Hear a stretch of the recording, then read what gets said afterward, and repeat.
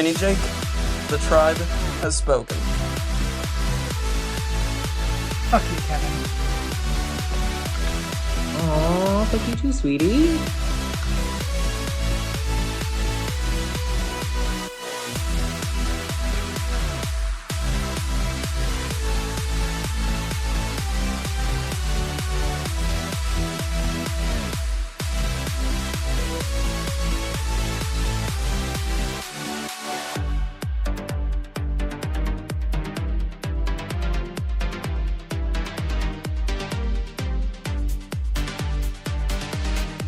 I'm JJ, one of the original Tribe of Nerds members. You can catch me on Marvel, Pokemon, and other gaming podcasts. What up? It's Josh, resident superhero nerd, but I also dabble in the occasional super villain as well.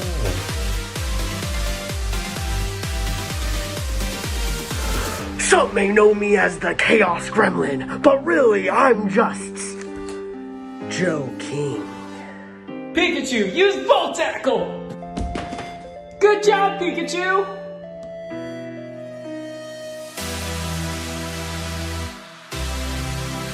On the Tribe of Nerds. Whatever's going on. But I'm going after my son. I'm going after my son, and nobody is going to stop me, okay? Okay, that is my right. That is a father's right. Another way to go about it. Shoot me, Michael! It should be Sawyer who says because he's injured. Let's go. Yeah. To tell anyone what they can or can't do. The line. Jack. Ruh-roh! Well, that's why they... Sometimes Kristin's right. Yeah. I think I have a chance with her. Oh. I mean, it's a classic desert island scenario. If I ever had a shot, this is it. Teenage boy sleepover. You don't believe what? Now, I think you got one guy up there with a gun. I think there's more of us than there are of you. Oh. I think if you had any real strength, you wouldn't have had to send a spy. Light him up! Jack, why did you... It's We got like... a misunderstanding, Jack. Hey, everybody. Welcome back to the Tribe of Nerds. Michael, Kristin, Kevin, and I are here for Season 2, Episode 11 of Lost, and we got a special guest. We have Casen. Welcome, Casen, to the Tribe of Nerds to talk about Lost. Hi. Hi. So, yeah, we're going to talk about the hunting party, and this was an eventful episode. There's a lot going on. Yeah, I did not expect to kind of meet the others a little bit. So... yeah, pretty exciting. Yeah, one of them. and somewhat others. Right. We met one, but we know there's more. There's a lot. I said a lot. I said a lot of them. Oh, a Right. lot of them. Yes. Yeah. Jason, do you want to do your favorite line? Okay, go for it. Light him up! Yes. The line of the episode, as it were. Yes. All right. Well, Kristin, you got any fun facts for us?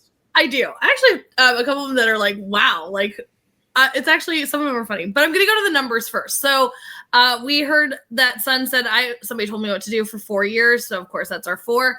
We also had them talking about the shots that were in the jungle, where he's like, I heard about 7 of them. He found 3 shell casings. So we're missing 4 shots. So the 4 shots is the number 4.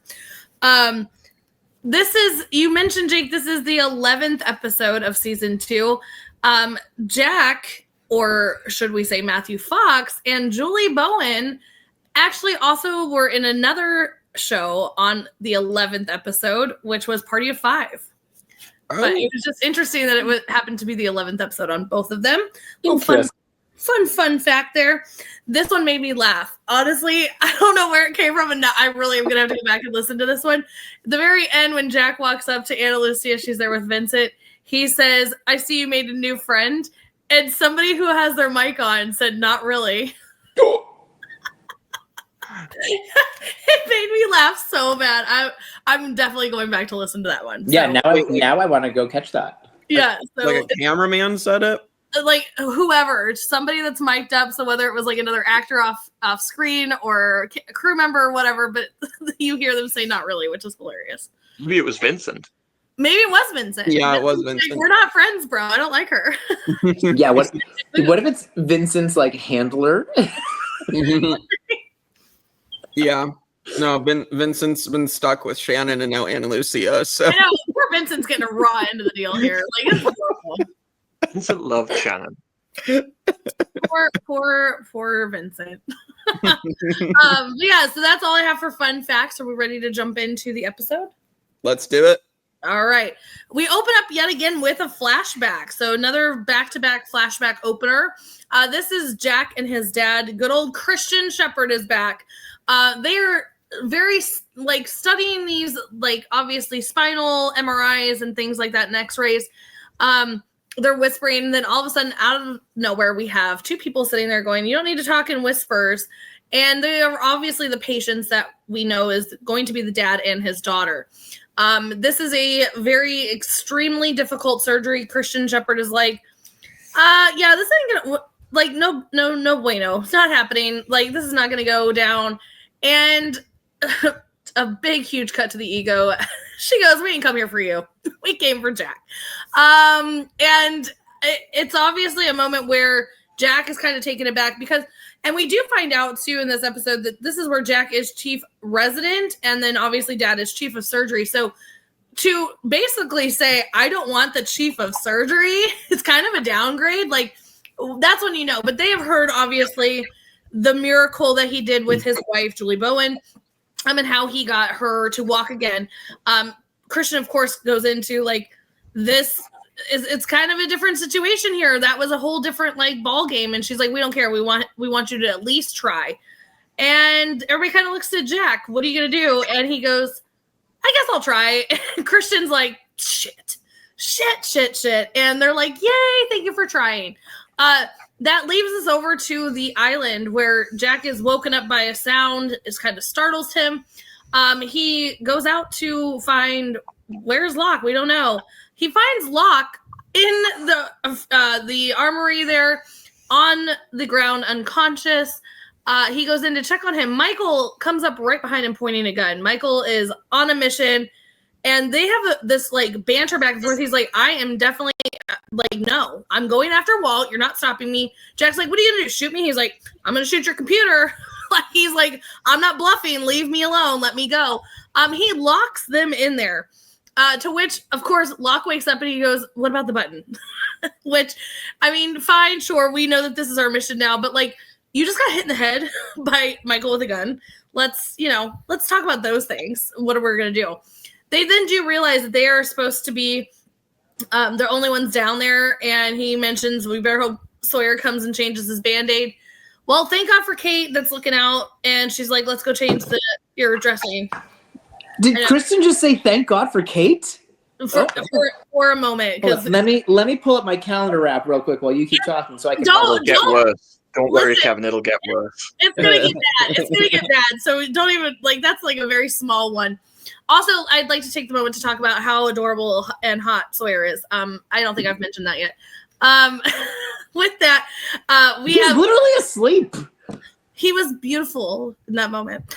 Anyway, Kate and Sawyer do make it to the hatch where, of course, no one is.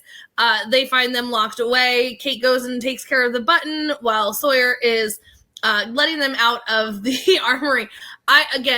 This episode is full of so many good liners from Sawyer, and you guys already know where this is going to go at the end of this episode, but hilarity and all. He's like, well, howdy, boys. Like, it's just love Sawyer. So, Jake, walk us through this big opener here of your thoughts running through with the surgery that shouldn't be a surgery and kind of Michael taking off again.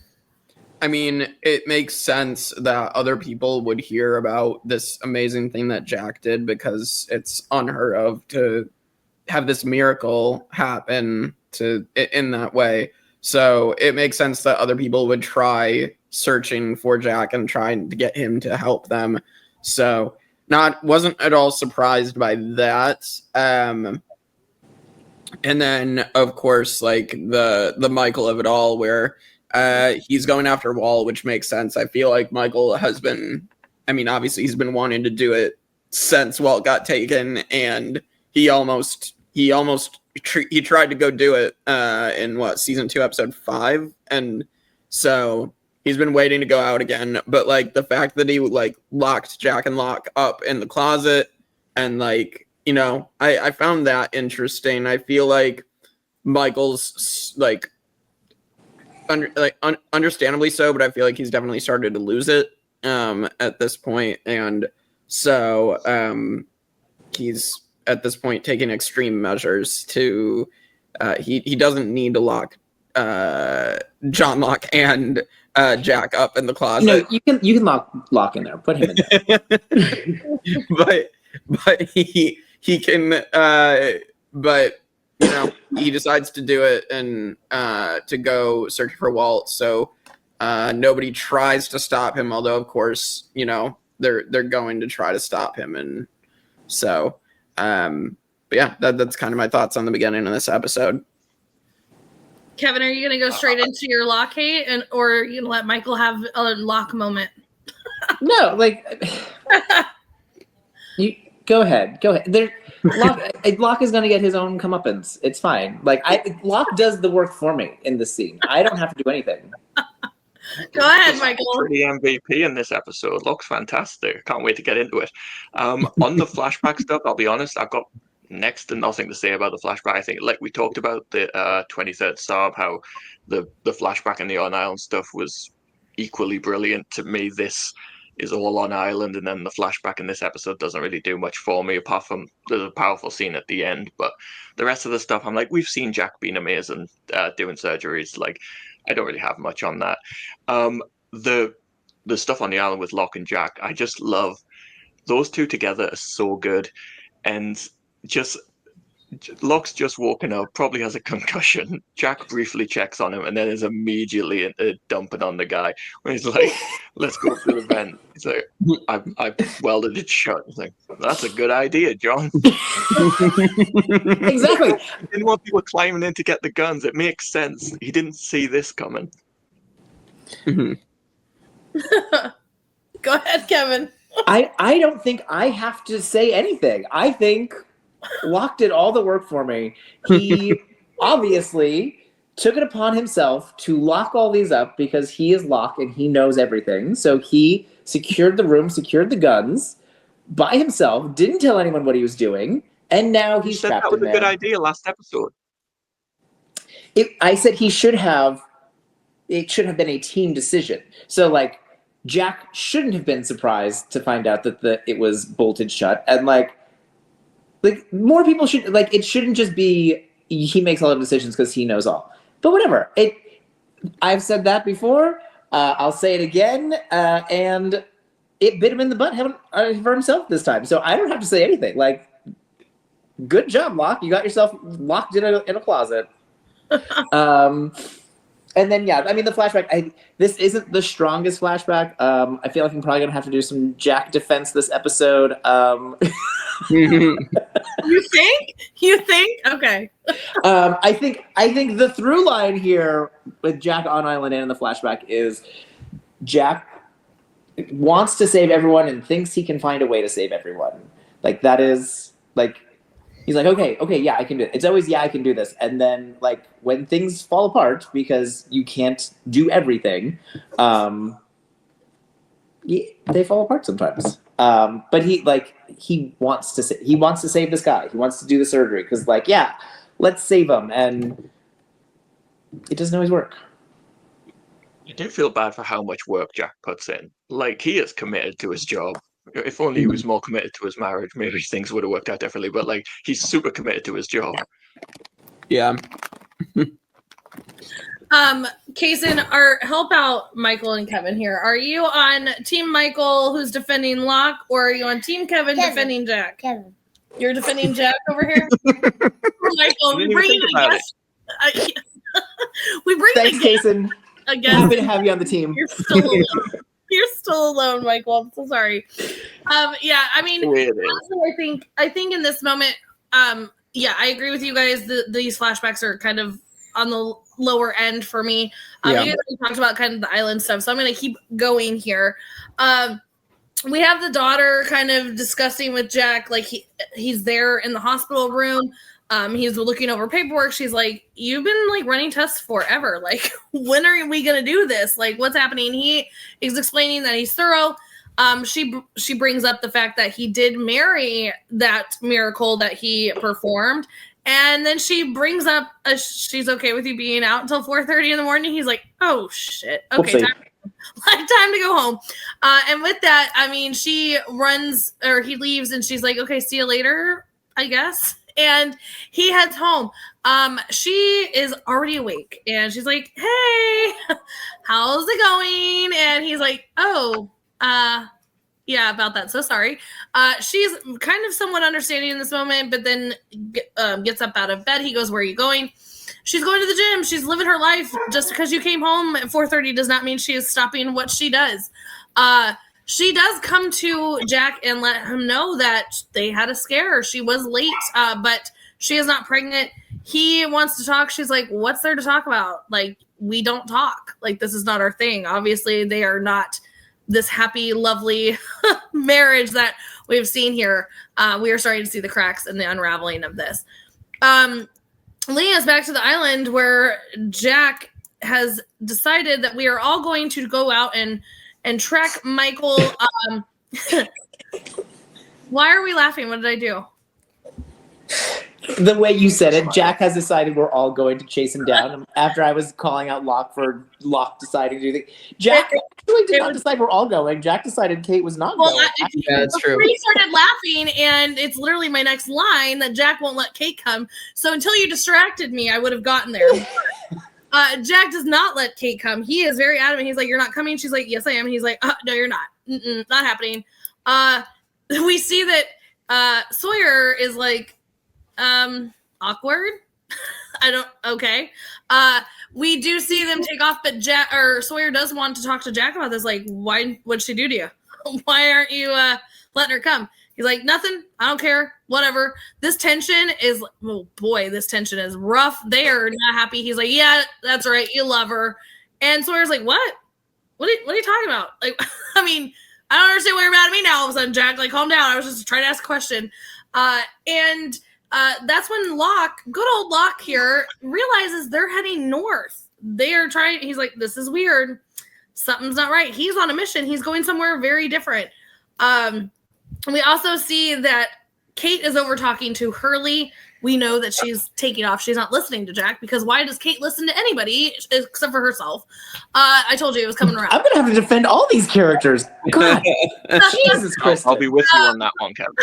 But with that, she does take off, telling Hurley, like, "Go take care of the hatch. I am going after them." Jin and Sun are being adorable. Like, she's like, "Put this little bucket hat on." She's like, he is just not having any of it. He's like, "Okay, stop." Like, this is cute, but stop. But when Hurley comes over, they find out that Michael has taken off. Jin, of course, wants to help. And Sunny's like, "You're not leaving." Like, again, might have the times have changed here. We've got Sun going, "You're not going anywhere." And Jin's like, "Okay." Like, yeah. This is crazy, like, compared to where we were season 1. But then, of course, we have this huge tension between, if we thought the tension between Jack and Sawyer was bad, Jack and Locke at it yet again. It's like the story of their life. They can just never stop having the tension. And it's just kind of this moment where they're never going to see eye to eye. But who is right and who is wrong? I'm sure Michael and Kevin are going to go all about it, but I'm going to Jake first. Jake, where are you at here on this? This, flashback stuff is kind of like boring a little bit. So most of it's on the island, but what were your thoughts going into this next section? I think I said my piece on the flashback so far. I might have more to say at the end of it, but, the last couple, but, as far as, like, obviously Jack and Locke fighting more is not strange. They've been doing it for a while, aka Kevin and Michael. I gotta say, I think Michael and I like each other a lot more than Jack. Well, that's true. That is true.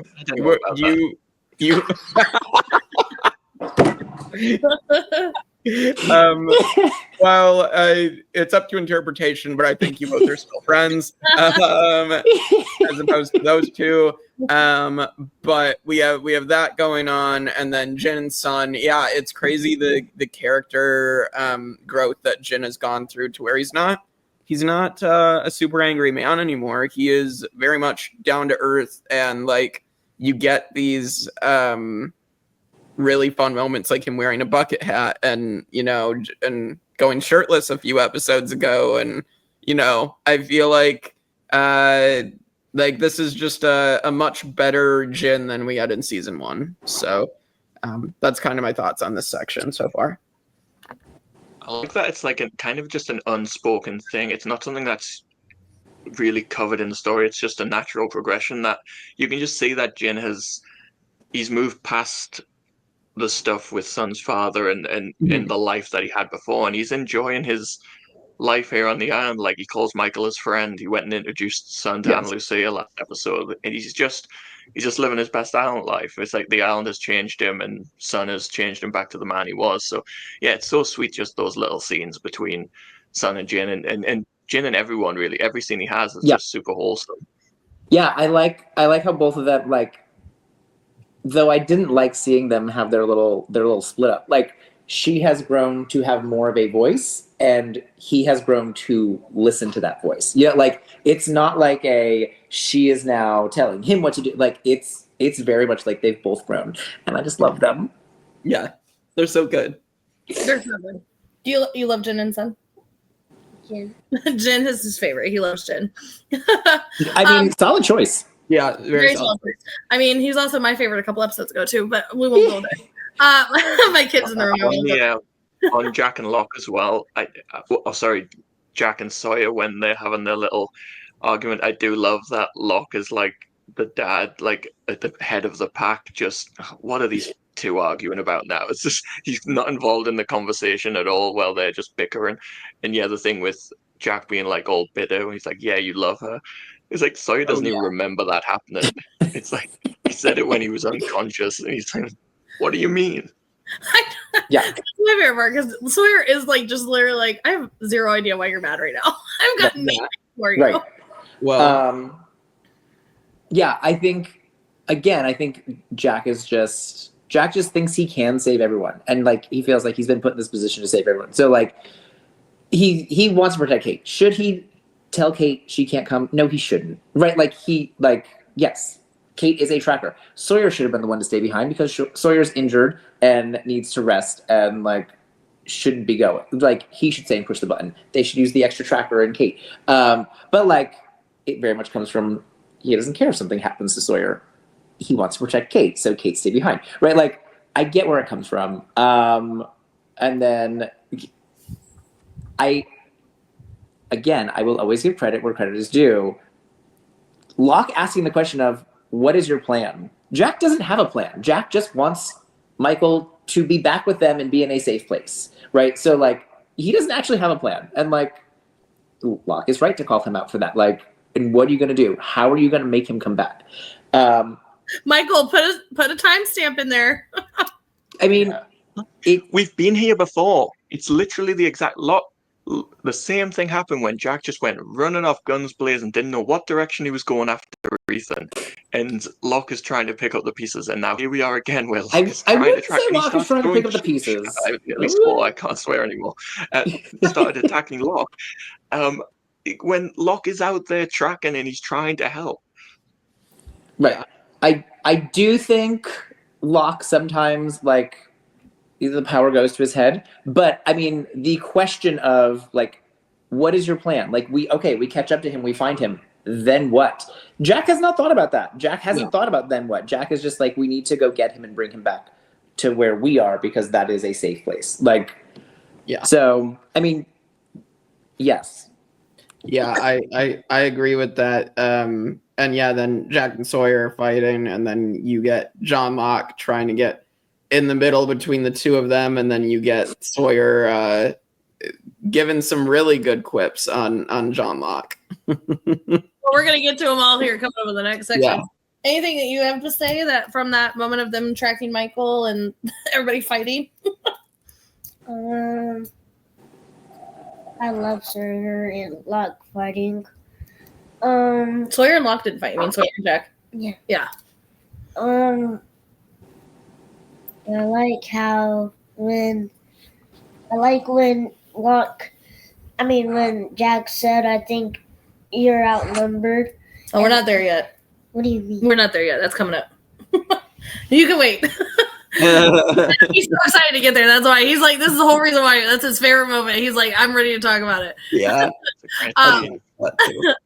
Yeah, with that, I mean, I think, again, I'm going to get to it later on more so with Jack. Jack is just, Jack, quit being a dick to everyone. This is ridiculous. Like, just stop. Like, it's not cool. Kevin, I'm sorry, but he has an issue and he needs to address it. Because I don't think he's a dick. He is. You can be wrong and not be a dick. Like I do think he's wrong. I don't think he makes the best choice, but I don't think he's a dick. I think he's unintentionally a dick. Like, I don't think he means it, and I don't think there's any malice in it. But like, I think when he gets flustered and he's like set on something, he can be very kind of snappy with the people that are trying to help him. Yeah, I think that's it more than anything. Yeah, I mean, I don't think that makes him a dick. Nah, he's calling out Sawyer for something he didn't even realize he did. That's a dick move. But that's okay. To each their own. Whatever. We will move on. Again, nothing major happening in this flashback. We do see that he is asking for her to sign those consent papers to have the surgery for her dad. Of course, Dad walks in with chief resident paperwork that he needs to do and is like, bro, maybe not do this. Like, I see this path that you're about to go down. Let's not do this. And Jack quickly responds while being a dick, like you did. I just had to throw it in there for you, Kevin. But no, I mean, he does point out, like, Kristin has made these errors as well. But, like, yeah, that's probably why he's warning you, because he's been there before, Jack. Don't do this to your marriage. This is where we're going to get all the fun of poking fun at John Locke. We have them climbing this, like, massive. Also, shout out to my Sawyer because I love him so much. He's climbing this massive mountain with a busted shoulder still. Like, go Sawyer, go Sawyer. But also, this is where we get him going. He needs a round of applause. With that, this is where he's like, Mr. Clean, like Mount Vesuvius, like all these things. What are we doing here? It's so funny because Locke immediately goes to, like, why'd you pick that name?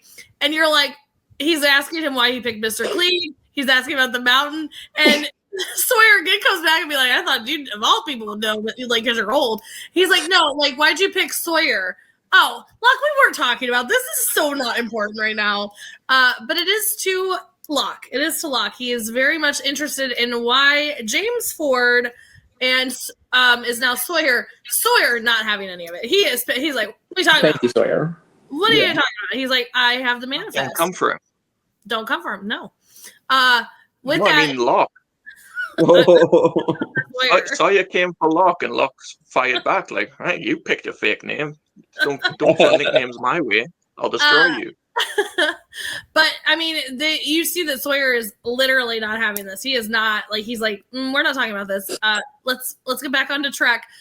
Then of course, obviously, this is where we've got them kind of in this whole. Everybody is after each other in this moment. They're all fighting. We've got Sawyer pissed off because he's calling him out for his name. We got Jack pissed off because he's pissed off at everything. We got Locke pissed off because Jack has no idea what he's going to do, and now he has to pick up the pieces.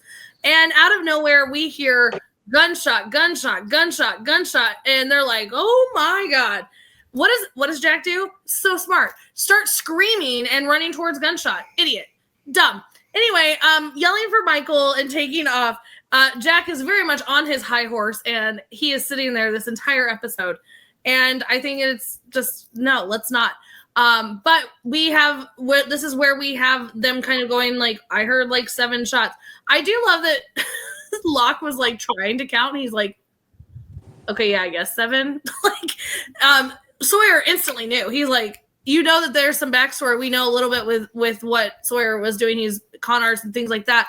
It just came natural to him to be like, there were 7 shots. And then Locke's like, Yeah, okay, yeah, 7. Like, I love that moment. But Jake, I'm coming right to you because this is, I mean, intense. We've got gunshots. Like, what's happening? Like, we don't. They're running after Michael.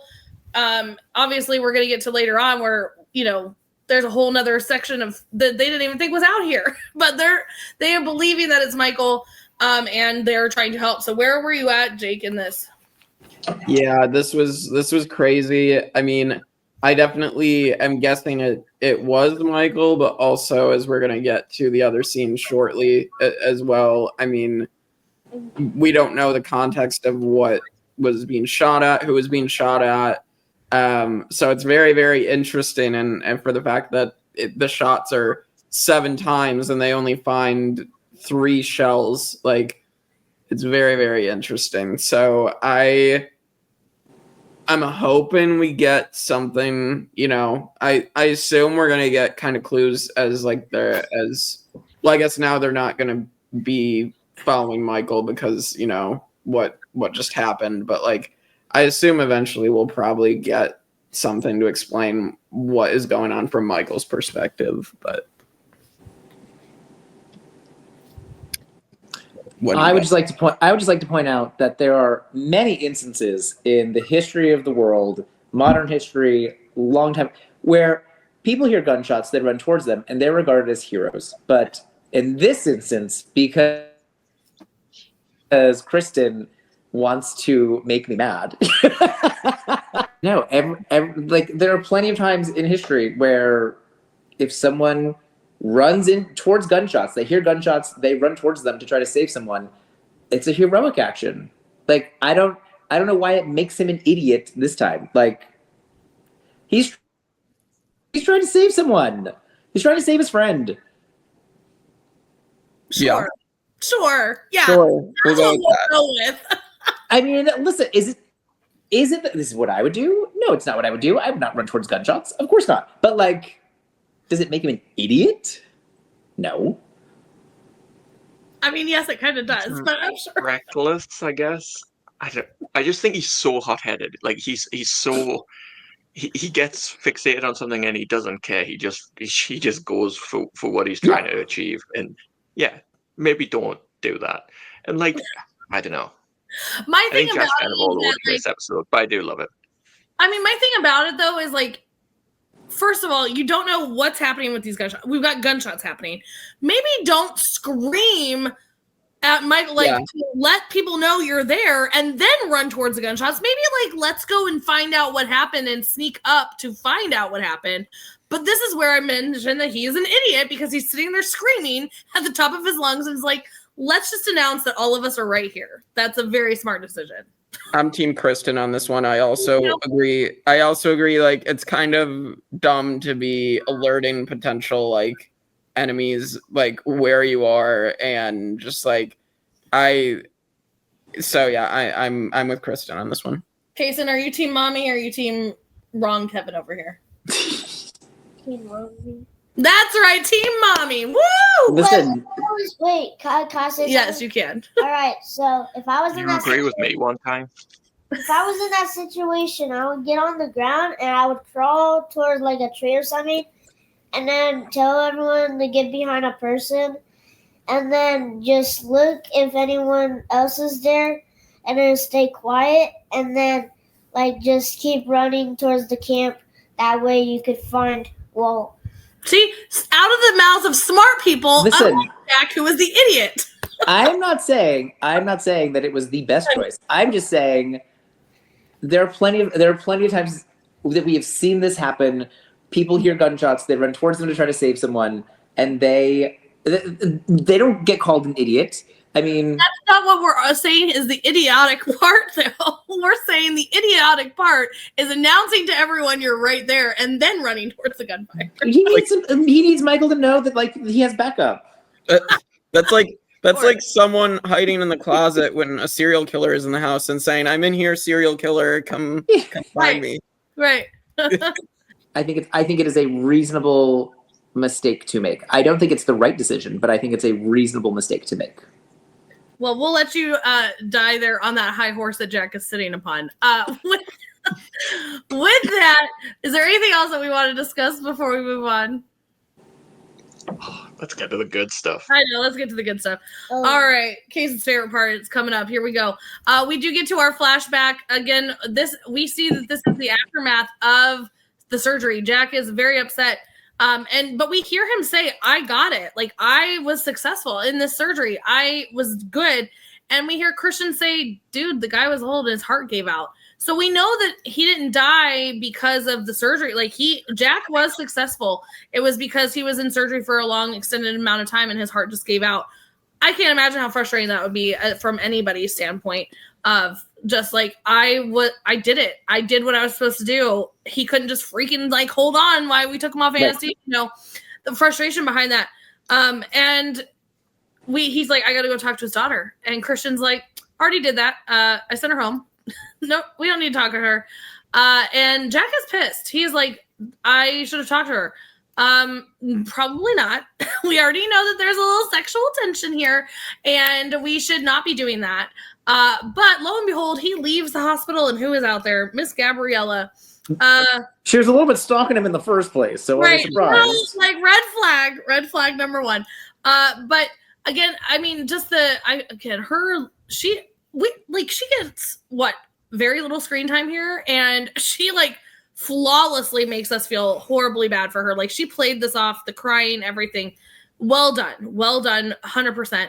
But then, like mid-cry, she starts making out with Jack, and Jack starts making out with her. Jack. Oh, Jack. Jack. Yeah, I noticed like throughout the episode, it seemed like the way she was speaking to Jack just seemed very flirtatious, and so like I was like, oh, is Jack going to, kiss her? Is she gonna kiss him? And then that's gonna end like the marriage with Julie Bowen, because I knew from the way he spoke about it that the marriage was probably ended by the point he was on the island. So yeah, no, I was just like, wow, I didn't expect Jack to be the one to, I guess, be a part of that. I thought it would have. I totally did. Oh, you totally did? I totally did. Like, because Jack is so emotionally motivated, right? Like, like this is like once he was confirmed dead, I was like, okay, so when is he going to tell her and they're going to make out about it, right? Like, yeah, like I knew that was going to happen. Yeah, they're both emotionally like exhausted and vulnerable, and right. Yeah. He gets too invested. It's a good job he didn't save the old man, because he probably would have ended up marrying him instead. Right? Good Lord. I mean, when in doubt, you kiss random chicks. Like, not. No. Pretty much. No. I do think her saying thank you for even trying is like such a gut punch. Like that it doesn't. The success or failure isn't the most important thing. The most important thing is that you tried and we had the hope. Like, so good. Well, as sad as that is, Christian Shepherd was right, and we don't normally get to say these things about Christian Shepherd. So, I mean, yikes! Should have listened to Dad. We have them again, all still kind of arguing where we need light. We can't do this. All the things. Jack's like, here's some light. We're going to go on and we're going to find this and we're going to keep going. And Jack's still being an asshole as usual. With that, we have out of the abyss, out of nowhere, we have a bearded man and says, you should listen. And you're like, what? Jake, your face, oh my God, it was great. It was very reactive. Yes, yeah. His face as well when that happened. It's like, what is about to happen? We instantly see Sawyer. He's like, and then he gets himself shot again. Obviously, it just grazed him. But I'm like, Sawyer, please stop doing this. Sawyer needs to stop getting shot. Please stop getting shot. With that, he says, we're gonna have a chat. Let John Locke make us a fire. Let's shitty chat because I got stuff that I need to get to. We go right back into the hatch. I don't know if any of you were the same as me. I was like, I don't care. I don't care about Geronimo Jackson. I want to go back. Like, I want to talk to this guy. But it is a kind of a break moment before we get to a very serious interaction on the island. And Michael even brought up teenage boy like sleepover. They're like, it was so cute. Libby's kind of cute. Like, I think I get him a shot. And so Charlie, I think Claire misses me. Like, it just, and Saeed walks in and he's like, yeah, you idiots. Like, I don't care. Like, I don't have time for this. But then Saeed hears that Michael is again taken off to go get Walt. Saeed, I guess he was like in the bathroom when all this went down. Don't know where Saeed was at. It wasn't his shift. I would have definitely taken a Saeed with me in this moment, but they chose not to. And so we get kind of Saeed just getting this information, and I honestly think it's never discussed here, but I think Saeed in this moment is like, do I go after them? Like, could I catch up? Like, I feel like that would be a Saeed thing to like maybe decide if he was going to go after them, like to kind of go and help. Obviously, we never see him even like discuss that, but I just feel like for who Saeed is and his character, I think that was definitely a thinking of, okay, let me think about this. No, I think this conversation is great for like those little character development things that they like just drop a little line about Libby and Claire to like let us know that these things are still happening. But then for us as the audience to remind us that like, oh yeah, Kate. Yeah. And so like to immediately like up our like suspense of like, uh-oh. Yeah. We know where the three of them are. Where's Kate? Oh God. Right. Because when Hurley said that Kate left too, and I'm like, oh, so they know that Kate also left the camp, and we thought she came back because Jack forced her to, told her to. So, yeah, I know that immediately was like, okay, so Kate is following them, and they just ran into this bearded man. So, before we get to that bit, like what they should have done here, because Saeed absolutely should have been a part of this. Kate going back and getting Hurley to take the shift on the button, I totally agree with. Kate's a tracker. They should have used that Kate as a tracker and said, you can track us, go back to the beach, get someone to cover the shift, take a gun, grab Saeed, and come catch up with us. We would have had Locke, Saeed, Sawyer, Kate, and Kate wouldn't have been there as like a bargaining chip for the others. So it's like, yeah, bad decisions were made all around here in the rushing off. Yeah. Well, and you know who made those decisions? Jack. So smart. Not an idiot at all. It's fine. It's fine. With that, we're not an idiot. He is in this moment. Come on, Michael. Don't make me change my hashtag because I always love that I love Sawyer, but I will totally change it to Jack is an idiot. Sawyer went along with this plan too. He questioned it several times. He did. Gotta love my man. Anyway, moving on. We're getting to the good stuff. This is the best of the best. Like this moment, Casen is here. Well, like he knew when we were getting to this episode, I want to be here, and it's for this moment specifically. We have our bearded, like, who are you guy? We know that Sawyer says this, the son of a bee that shot me on the raft, you know. So we are deep into the thick of this. We've got our bearded guy that has taken Walt. Now he also is the one that shot Sawyer. Now he's here, and he got some conversations to be had. He's saying, well, you know, when you go over to a friend's house or a stranger's house, do you just like take your shoes off and kick them up? Do you take the food out of the refrigerator? He's basically saying, this is our island. This is our home. This is not your island. We let you be on it, but we're gonna, you know, have a misunderstanding if you guys don't start listening. Go back to your camp. I don't want to hear anything of it. And here we go, Mr. Jack being all smart and wanting to have the last laugh here. He's like, there's more of us than there are of you. Oh my God. Horse. I hate, like, this is literally the cliche of, yeah, you and what army? Like, it's literally that, and it's so stupid. And you know what happened? Mike dropped that situation, and Casen, say the line. Light him up. Light him up as he did, and woo, they are surrounded. This is bad news bears. Jack, shut up. Stop talking. Bad news bears all around. And he basically is like, there's a line here. There's a line right here. Do not cross this. You are going to give us your guns. You are going to go back to camp. And we will not discuss this any further. And here we are with Jack, still making so many great decisions as he does this entire episode. And then he goes, you know what? I didn't think it would have to come to this. But here we go. Alex, bring her out. Brings out, lo and behold, Kate. Because, of course, what's Kate do? She got captured. Okay? Like, get Saeed. This is like Michael saying, get some backup here. Like, don't go out into the jungle by yourself. Like, this is ridiculous. But she did get captured, and now she has a gun to her throat, and he has a bargaining chip here. So I'm pointing out Sawyer here. He really done and pissed Sawyer off. Like, he is now livid because obviously he does care about Kate. Jack cares about Kate, but we are focused in on Jack, but even Casen had brought up in the background, he's like, look at Sawyer's face. Like, Sawyer is a background person here, but he's stealing the show of, like, you know, the rage that is going through this man's body right now. He said, you are going to do this on the count of 3. You're going to give up these guns or I'm killing her in front of you. Like, do not blink. This guy means business. This is a very serious moment. We get to 1, we get to 2, and Jack, of course, goes, okay, I guess. Here's the guns. And this is where Sawyer, he's like, you and me ain't done, Zeke. Another great line in this. There's so many good lines in this episode.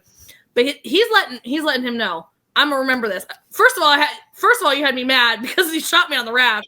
But now you're messing with my girl. Like, we got problems. We're gonna have this out. I'm gonna stop here before we get to the kind of the ending of it because there's so much that happens in this. You're ready to go. You ready to go? Well, you gotta let Jake go first. Jake, what were your thoughts here in this moment? Well, a couple things. Obviously, he gives this bearded man a name, supposedly, or a nickname, but I'm probably going to go, we'll call him Zeke. We will go with that. So that was interesting. Something that I did pick up on that I just thought about. So he says, Alex, bring him out. Isn't Russo's son named Alex? So, that is interesting to me. That is something that I picked up on. That might be something. But Jake. Yeah. Jake on the case. Yeah. Otherwise, yeah, I mean, this is just such a tense scene.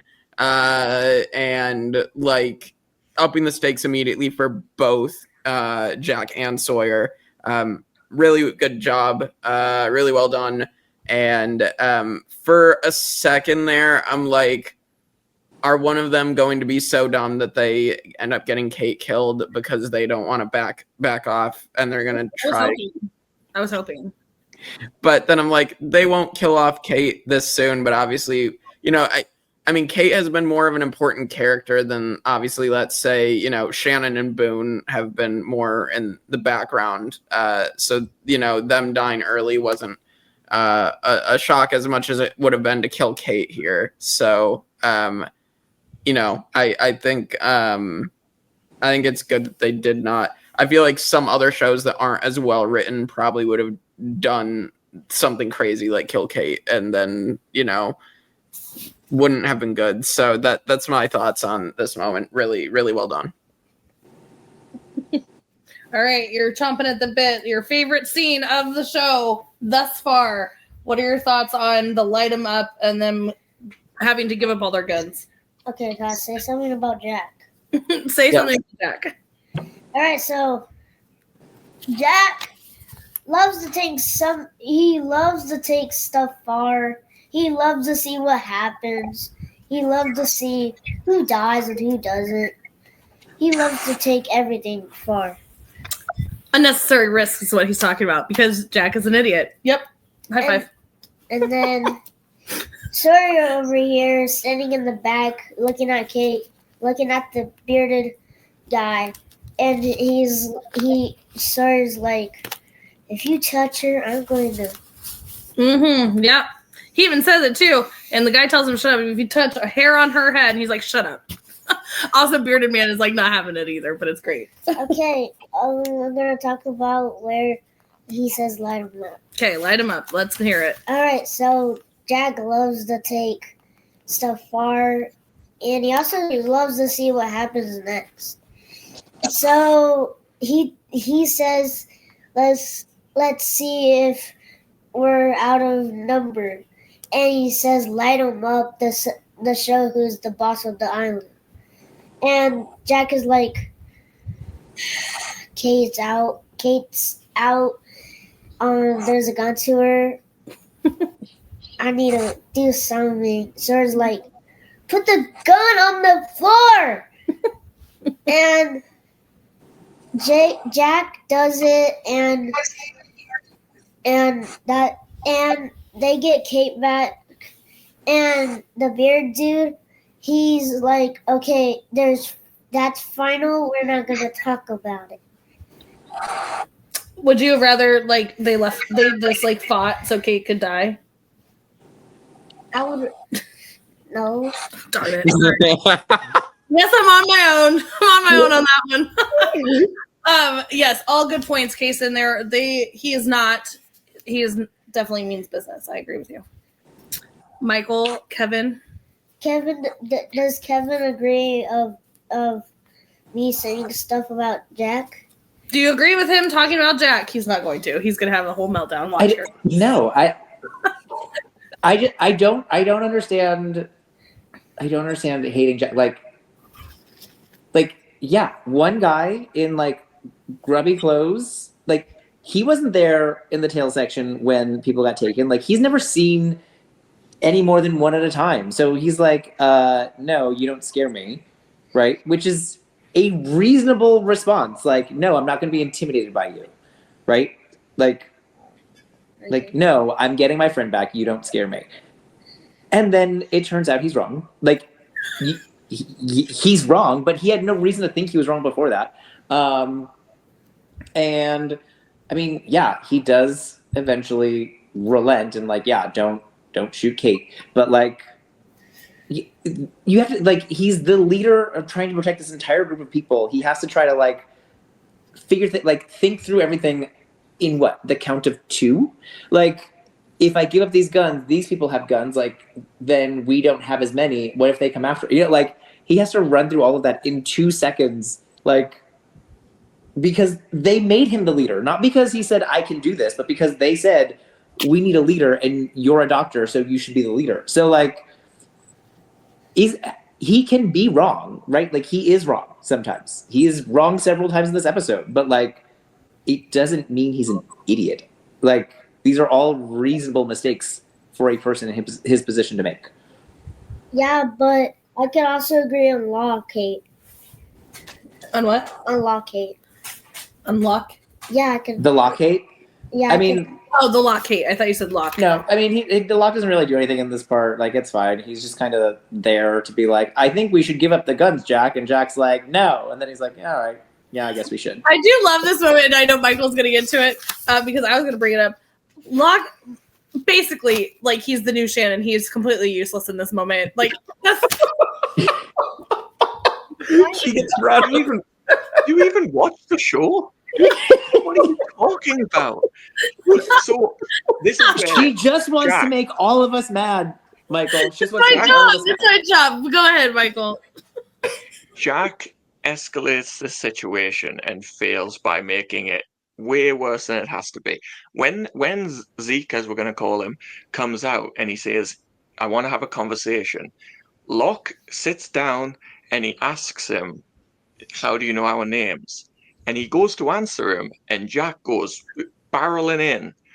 Maybe if cooler heads prevailed, maybe if they sat down like Locke did and tried to engage in a conversation rather than shouting their mouths off, maybe this didn't have to. Zeke says, I didn't want it to go down this way.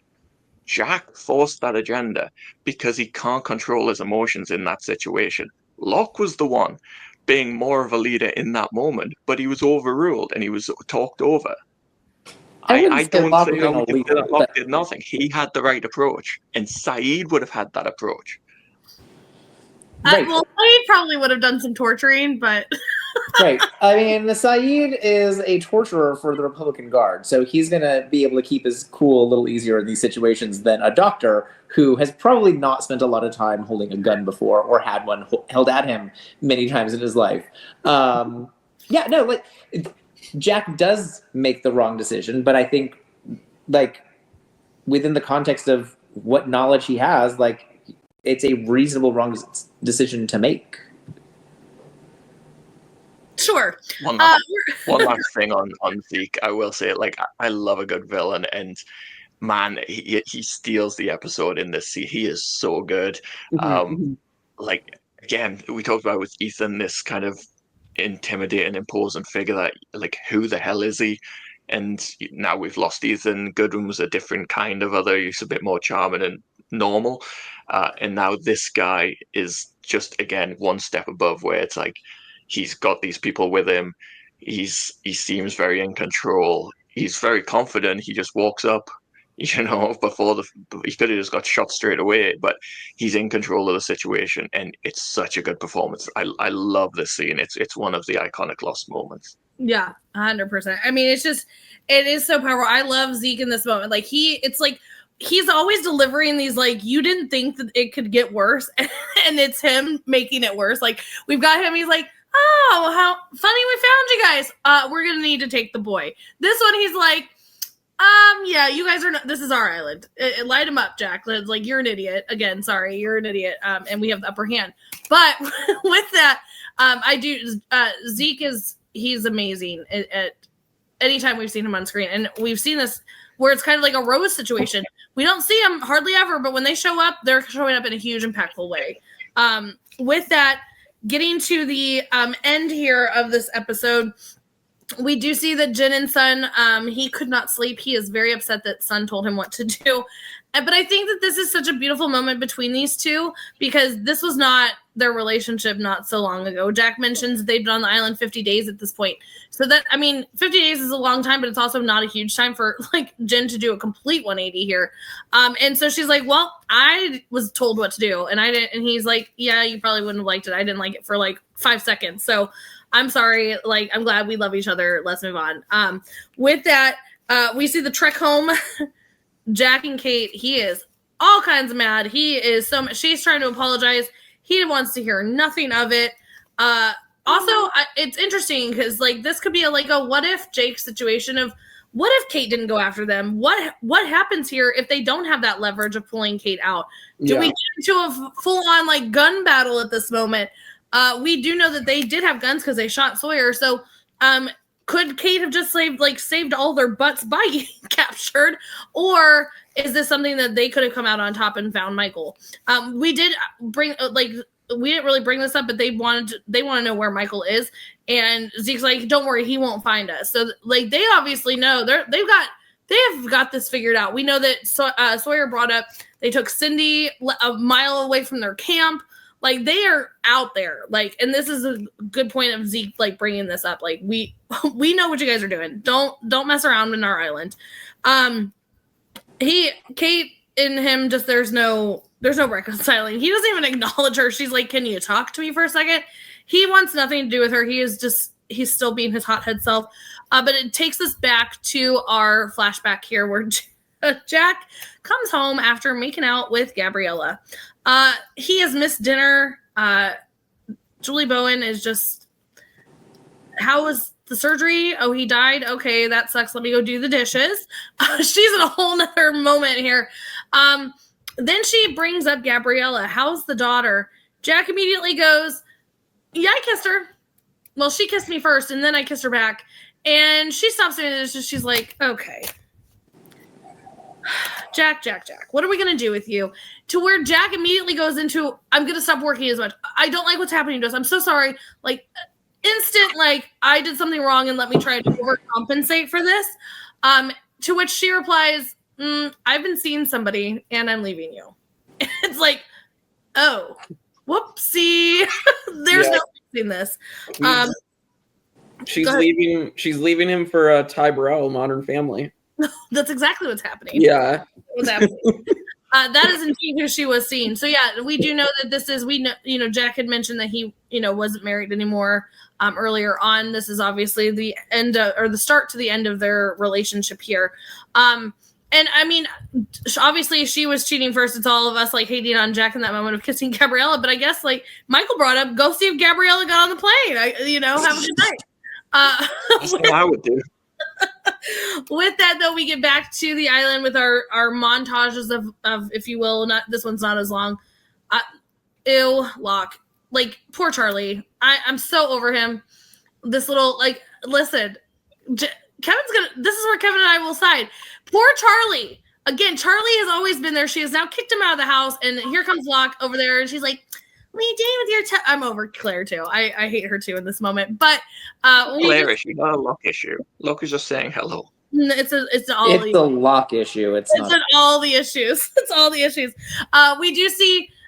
Like we mentioned, poor Vincent like went from one loser to the next. He is with Anna Lucia now. she is throwing. She won't even feed him. She's such a little brat. Like, you just got a fish last night. Like, share some of the mango with the poor baby dog. With that, Jack does sit down and he brings up that she has killed one of the others, aka Goodwin. We know that she killed Shannon, as useless as she was. So he wants to bring up, how long will it take to train an army? End of episode. That's a huge like cliffhanger. We're about to go to war. Jack is like, he's not letting this go. We already know that Sawyer said we aren't letting this go because he said we are not done with Zeke. You and I are not done.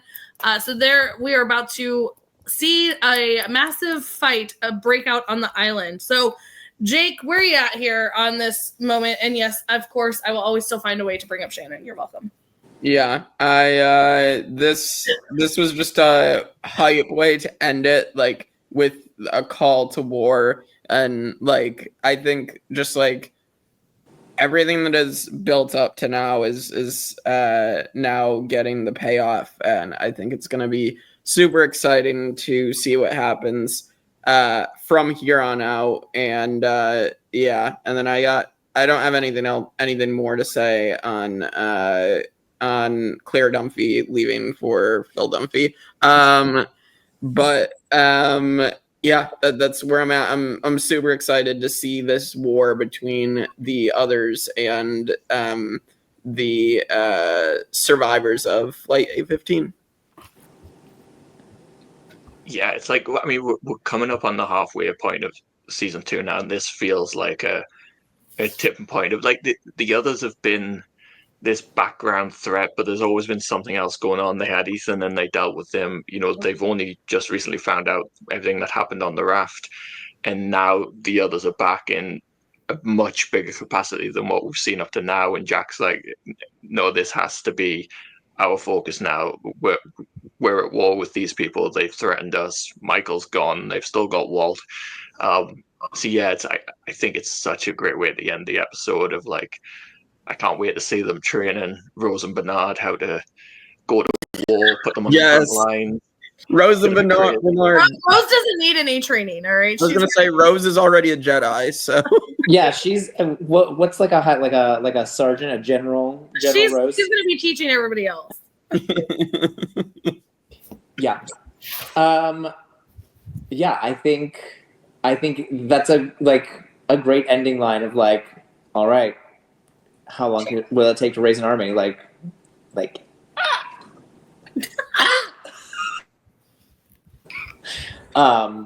And yeah, I mean, forget Julie Bowen. There's other fish to see. Yeah, no, like, I mean, obviously, Jack is an imperfect person. I'm sure he contributed to this like breakdown in their relationship.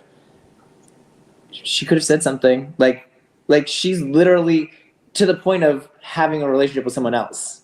Yeah. You know, like, and he, like, as much as he is absent and he's throwing himself too much into his work, like, when she says, you know, she has the pregnancy scare, he's like, well, do you want to talk about it? You know, like, and she's saying no. You know, like, he's not perfect, but she's the problem, in my opinion. Well, we also know that this is the end of their relationship. There could be the point where you've tried talking to somebody for so many times and they don't want to talk, to the point where you're like, now you want to talk? What's the point of talking? So, I mean, we don't know. We don't know what's leading up to this. To the point where you now have to cheat? Oh, no, I'm not talking about that. I'm talking about, like, we don't know. Like, he brought up he wanted to talk about the baby and she didn't, and, like, she shot that down.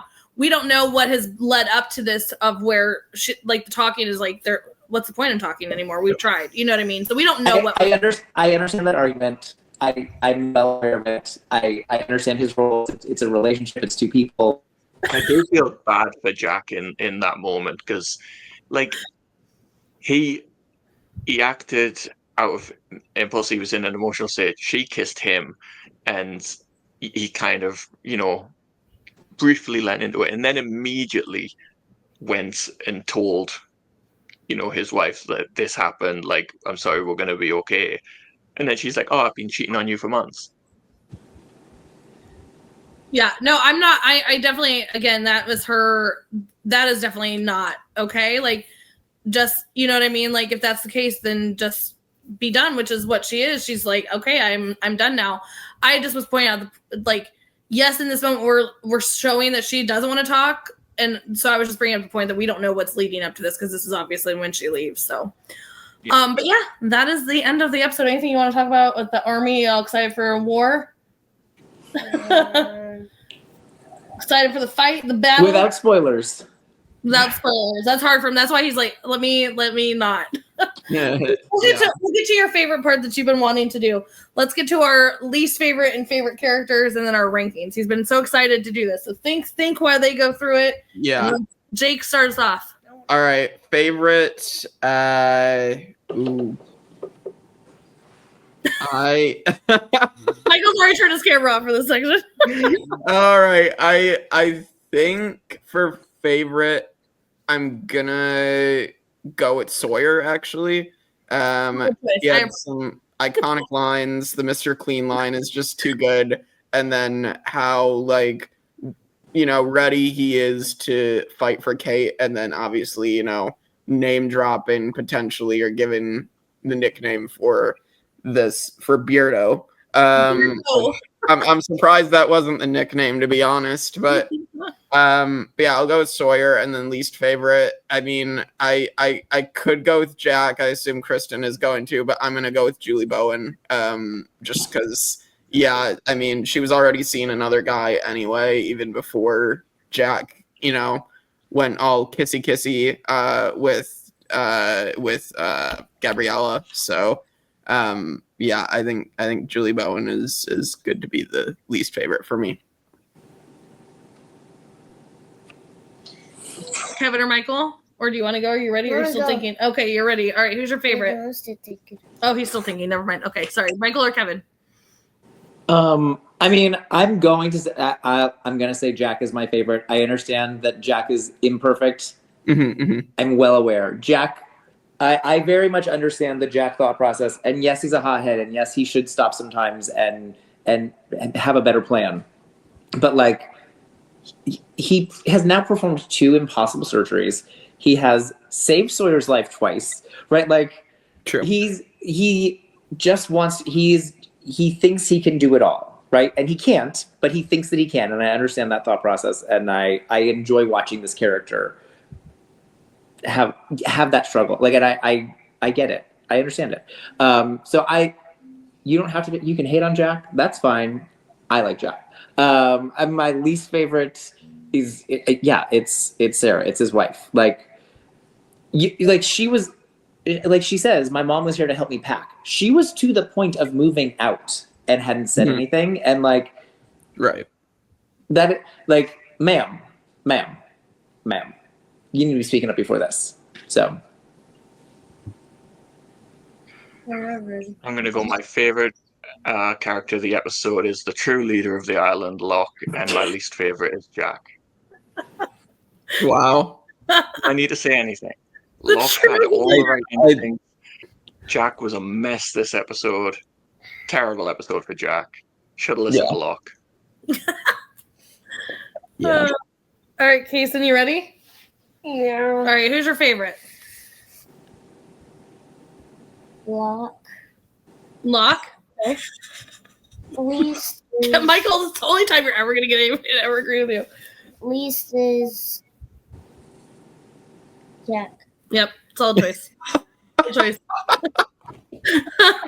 I do my reasons that Yeah, go ahead. All right, so just because I don't like Jack in this moment is because he thinks he's big and bad and he owns Donovan, and he knows what's up with the island, and he knows all the secret places.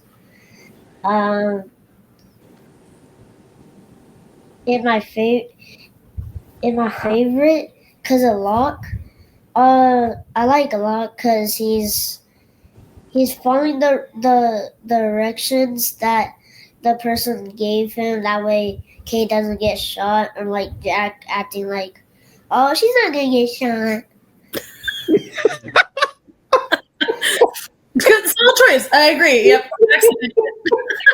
Hey, listen, I'm not defending Jack and saying that he's right. I'm just saying I get him. So make him your least favorite. It is completely reasonable.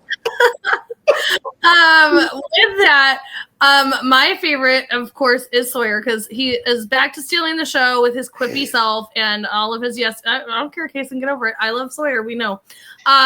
But it's also because, again, this is back when we had Sawyer where he's stealing the show, obviously, right off the bat. I was very torn. I wanted to make actually Zeke my favorite character because he's kind of like that moment where Ethan is like, you love to hate him because so good. So I was really torn. They are very close. I would say they're almost very minuscule away from one another. So I'm going to shout out Zeke because fantastic character right off the bat. But Sawyer, great nicknames. He's hilarious every time. Least favorite character is going to be rando generic dude in the bushes that shot Sawyer in the neck. Because no, I'm kidding. I'm not kidding, but I am kind of kidding. I also want to shout out Anna Lucia for not giving Vincent a piece of the mango and she's throwing it. It's so annoying. But my least favorite character is, of course, Jack. He's stupid. Just all around. Stop being a hothead. We should be a team and figure this out together because we have bigger fish to fry, if you will, because this is a hot mess. So, yes, that is the actual one. But shout out to Anna and generic dude in the bushes. All right. Well, now for the episode rankings. So, Michael, kick us off with the top 10. So our overall top 10 is Exodus, Walkabout, Orientation, Man of Science, Man of Faith, The Pilot Part 1 and 2, Do No Harm, Confidence Man, The Other 48 Days, The 23rd Psalm, and All the Best Cowboys Have Daddy Issues. And I'll give you season 2. We have Orientation, The Other 48 Days, Man of Science, Man of Faith, The 23rd Psalm, Adrift, Collision, What Kate Did, Abandoned, Everybody Hates Hugo, and Found. We can finally kick it off the top 10, I'm guessing here. We could put the hunting party there just so And Found does not last. Yeah, I think I'll probably do number 10 for hunting party. I think this is a pretty good episode. I mean, a lot is happening. The call to war. I mean, we get to really meet the others. Jack is frustrating to watch, but I do think it's not going to go higher than that because the flashbacks are not my favorite. So you're putting it in number 10 on the top 10 or 10 in the second season? 10 in the second season, sorry. Oh, gotcha. Okay. Yeah, I think... yeah, I was shocked by that one. Okay. Yeah.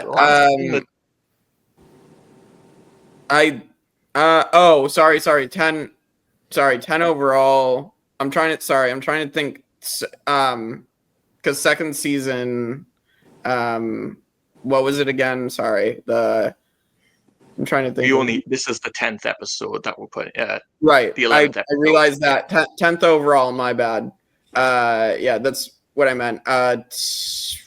Let's say 6th or 7th for the season 2, maybe.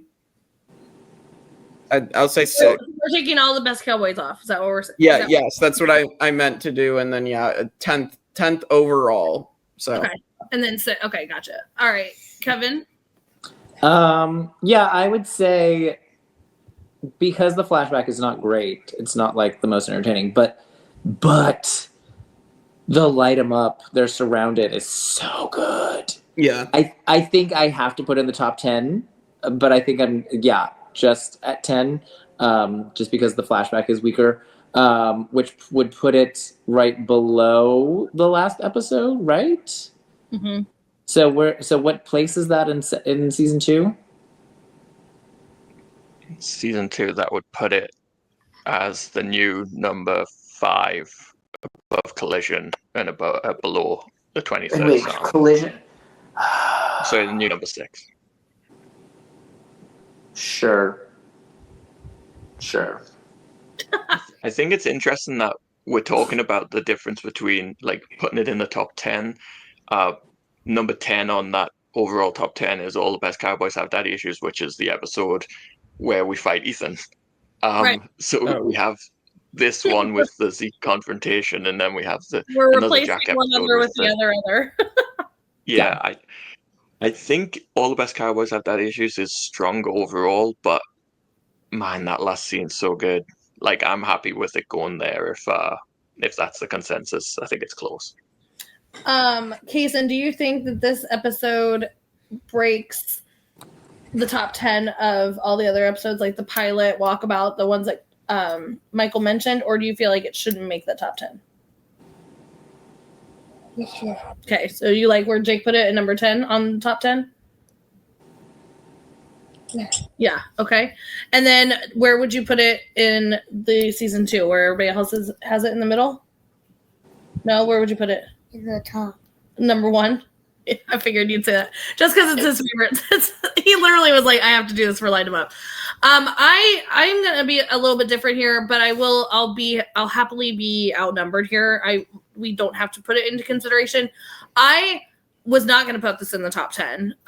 Just because that one scene is incredible, but that's really kind of all we have versus like all of us, like there was so much jam-packed in that episode. So I was hesitant to put it in there, but I'm fine with it going there. But yeah, I would have put it a little bit lower. But I'm happy if that's kind of the all around consensus. Okay. Well, so average. He wants to agree with me. I see it in his eyes. He wants to agree with me. I feel like I talked myself into it, and then you talked me back to where I was originally. I know, I'm good at doing that, but no, it's fine. We can, whatever. It's just like I was saying with the last episode, like that scene I think is so like iconic to the series overall. Like, light them up, and they're surrounded, but you can't see who's surrounding them. You just see fire. Like, I think that's so good. Like that was the sort of thing that like, if you're kind of watching the episode and you're kind of like not into it because the flashback's just okay and they're just like running through the jungle, but you see that, you stopped. And like, that was the moment you talked about the next day. Like, for sure. That's what I was saying. I'm happy to like go with the consensus on that. But I personally, it's not going to be in the top 10 for long because we're only halfway through season 2. Yeah, it's in 10th place. So it's fine. But for now to put it there to be like, yeah, this is an iconic moment. Yeah, for sure. Absolutely. All right. So I don't know where the average is out to for both. But I said put it where we had it, like 5 or 6. I said. Yes. Yeah. Sorry, I confused myself talking about it, but it's a lot of numbers, a lot of like things that are like random words at this point. Yeah. Yeah. I mean, anything else before we close this out and let you guys get to spoilers? You want to do it one more time? You're lying. No, do it louder. Do it louder. Do it loud. Ready? Michael's ready for you. Ready? Light him up! And with that, light it up we shall, and we'll see you all next time on the Tribe of Nerds. Forget John Locke. I love you, Sawyer.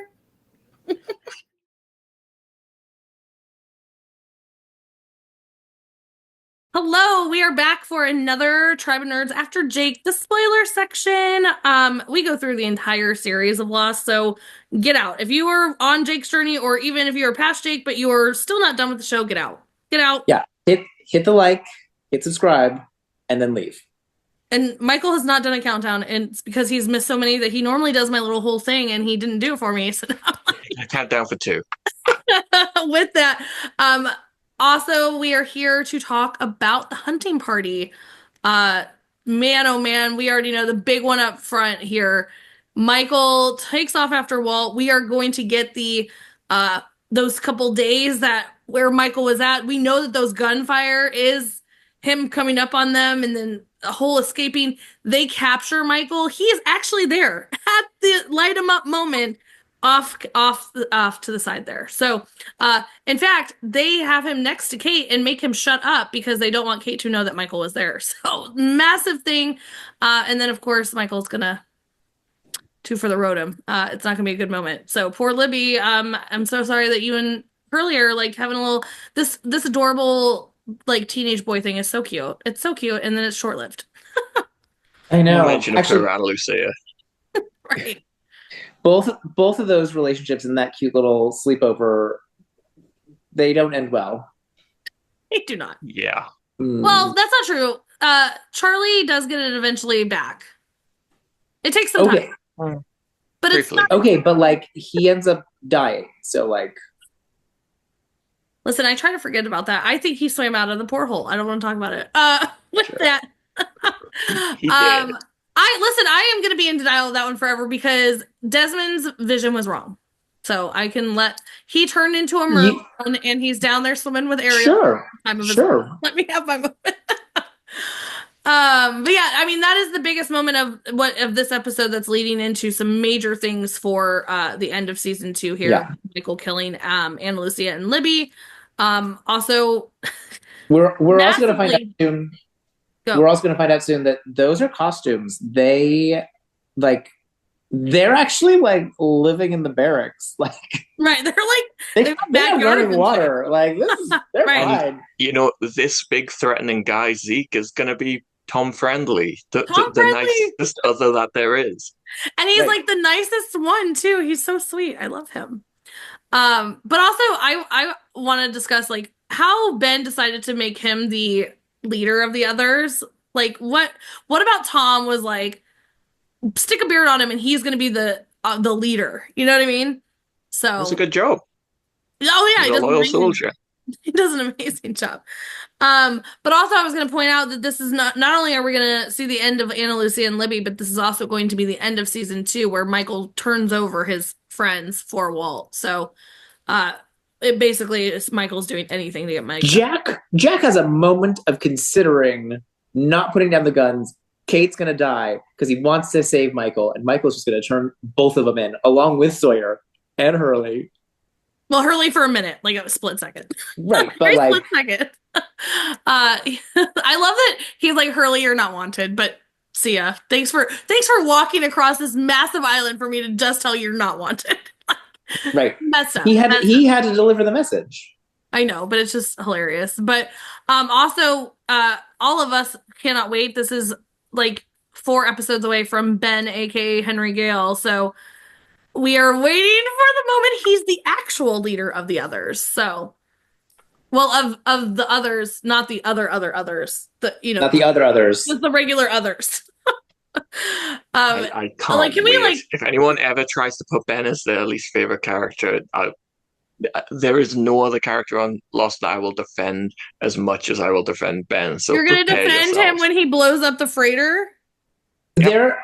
There are a few times that I might consider him my least favorite because he is the villain and he is so good at playing the villain. Correct. I also I have a question for Michael here. How are you going to defend the moment when he kills your other dude, Locke? Unfortunately, Ben just becomes a better character. I had to make a choice and I chose. Poor Locke. Poor Locke. No loyalty. After all this, Locke, you're dead to him. It's like you are on the show. With that, the other major thing too here in this one that we were going to bring up, remind me. Well, Jake being on the ball again. Oh, that one's fucking Jake, man. I am so over this kid. Listen, he did say that Alex was Russo's son. It is her daughter, but yeah, Jake, you fool. Right? Like, how dare you, Jake? But my first time watching, and Kevin, you said the same thing. Obviously, on the rewatches we catch it, but like first time watching this, I'm like, not a care in the world. I'm like, oh my god, who are they bringing out? Oh my god, where are all these people? Like, what is happening? Oh my gosh, we're doing this. Are you gonna like friend her? I am not even thinking of who brought this. I'm so shook. I just hear a name. Was it even Alex? Was it Alan? I don't know. I wasn't even. Right, that's what I'm saying. Like, that's not even on. But Michael over here is like Jake and was like, I heard that. don't know how, because I had. I was also not on the message boards in 2006. I was not obsessive about it. I was just watching each week and then talking about it the next day with my friends. Yeah, that was me. But I mean, I did message boards after. Also, I don't know. I felt like it would ruin stuff for me, I guess. Like, I kind of want to, you know what I mean? So, but Michael, you knew right off the bat, and you had people on the message boards agreeing with you, right? I had lists of running questions. So as soon as I heard the name Alex, it's like, well, we know an Alex. Russo has had her kid taken from her. So yeah, it's like, oh, of course she's with the others. It's the only logical place she would be. I made the same mistake and thought he rather than she, but that's just going to be a fun little reveal when we get to the real Alex. Yeah. Who's going to also face a tragic end. Not many characters get happy endings on this show. And again, Ben's not the worst character for that moment either. No, Kimi is. No, Kimi's the worst character for that moment. He is, but also Ben letting her, he's raised her as his own for so long, and the last thing she hears is, I don't care about her. Rude. Horrible. It is a tragic. That is a tragic moment, but as he clearly says, he changed the rules. Yes, I understand. Widmore's the villain. Widmore, yes, he is. Widmore is, yeah. It's gonna be a fun one with this, like, later on stuff. But yeah, I mean, there's nothing else really on this one. I mean, like I said, we talked about the gunshots. Those gunshots we will see later on, because they are going to kind of backtrack us leading up to 2 for the Road with Michael. And at this that's kind of the big thing that I can't wait to see Jake's reaction when he realizes Michael was there that entire time for that entire, like, meeting, if you will. It's crazy. So Jake really likes when we, like, go back and tie things in. He always likes those episodes, like the other 48 days, like the 23rd Psalm. So yeah, I think he'll get a kick out of that one. Yeah, for sure. What he won't get a kick on is the one directly following that, because Michael is the villain. When Michael's turn to the villain this second half of this season. Yeah, it's gonna be. I feel bad for Michael fans. Yep. There's just not a lot you can do to right. But also, like, talking about, like, Michael as a whole, we do know that he does come back to the island. He comes back to the freighter to try and help things. He's trying to, like, kill himself because he's just without a doubt. But, like, even with he gives up Walt when he gets home. You did all this just to give the kid up. Like, it's just like, but also it's because Walt, like, first of all, why did you tell him? He was like 10 or supposed to be 10, but, like, you told a 10-year-old that you just killed 2 women in cold blood just to save him. Like, you couldn't just be like, I did everything in my power to get a therapist, bro. Like, right. Your kid is tell the therapist, don't tell your child. Yeah. So we do know that Walt was like, I want nothing to do with it, but they do not have a relationship. So this is over. Like, so you did all this for no reason. But he does never see Walt again, which is actually tragic. So yeah. Anyway, I don't have anything else. Anything from you guys? No. Oh, I do have a fun fact about Julie Bowen here, which nobody cares about. Okay. But we are going to, Jack obviously knows from this moment, so we're going to see later on in an episode that he mistakenly thinks that she's seen his dad because she's talking to him. But it's not. It's the guy at the school that she's seen. But yeah, I love another not great Jack episode. He doesn't look good in that one. Another not great Jack. Good luck, Kevin. Listen, I said he's not perfect. Yeah, he's proving that lots and lots of times. With that, nothing else from us here in the spoiler section. Stay tuned for another great episode. Like, comment, subscribe. Let us know all your thoughts. But if they are spoilers, yes, please share.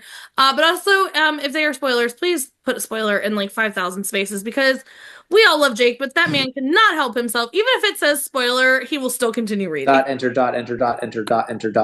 Right, all the things. So with that, we appreciate all of the love and support. We shout out anything that you want us to talk about, and we will let you know. So with that, see you guys next time.